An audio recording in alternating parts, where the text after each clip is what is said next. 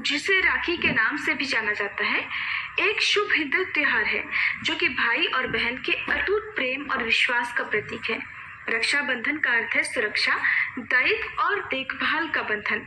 और इस दिन बहनें अपने भाई की कलाई पर एक धागा बांधती हैं जिसे राखी के रूप में जाना जाता है, जो कि प्रेम और सुरक्षा का प्रतीक होता है। रक्षाबंधन के पर्व को मनाए जाने के बारे में जो कथा है वो कृष्ण और द्रौपदी से जुड़ी हुई है।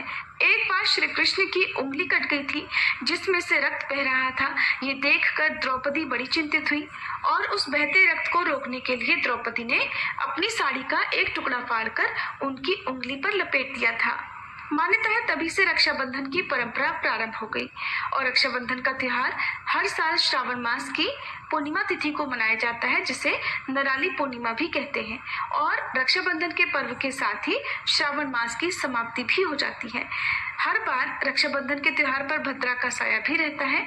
तो चलिए आपको बताते हैं इस बार रक्षाबंधन का त्योहार कब है और भद्रा काल अगर लगेगा तो कब से कब तक लगेगा। क्या इस बार की भद्रा रक्षाबंधन पर अशुभ प्रभाव डालेगी।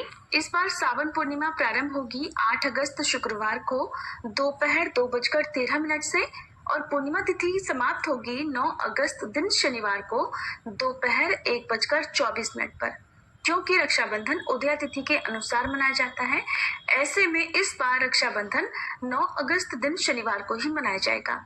इस बार पूर्णिमा तिथि के दिन भद्रा काल 8 अगस्त शुक्रवार को दोपहर 2:12 से लेकर मध्य रात्रि 1:52 तक रहेगा और इस बार पाताल लोक में भद्रा का वास रहेगा।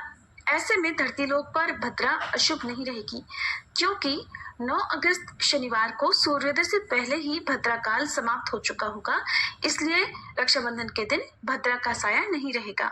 ऐसे में इस दिन भाई को राखी बांधने का शुभ मुहूर्त रहेगा सुबह 5:47 से लेकर दोपहर 1:24 तक और इस बीच में भी सुबह 9 बजे से लेकर 10:30 बजे तक राहु काल रहेगा।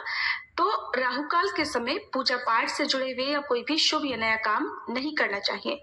तो राखी बांधते समय आप राहु काल के समय का भी त्याग अवश्य करें। पूर्णिमा तिथि में ही राखी बांधना शुभ माना जाता है, ध्यान रखिएगा।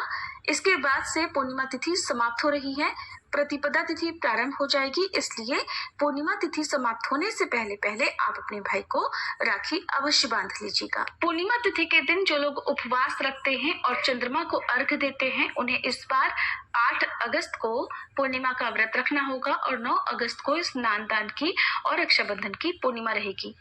9 अगस्त को सौभाग्य योग सुबह 2:15 तक रहेगा और बाद में पूरा दिन शोभन योग रहेगा। इस दिन राहु काल सुबह 9 बजे से 10:30 बजे तक रहेगा। अगर हो सके तो राखी बांधते समय आप राहु काल का ध्यान रखें, इस समय आप राखी बांधने से बचें। राखी बांधने से पहले एक थाली लें, उसमें रोली, अक्षत, राखी, मिठाई और दीपक रखें।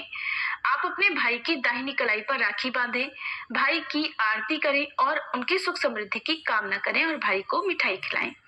जब बहनें अपने भाई की कलाई पर राखी बांधें तो ये मंत्र जरूर बोले, येन बद्धो बलिराजा दानवेंद्रो महाबलः तेन त्वां प्रतिबध्नामि रक्षे माचल।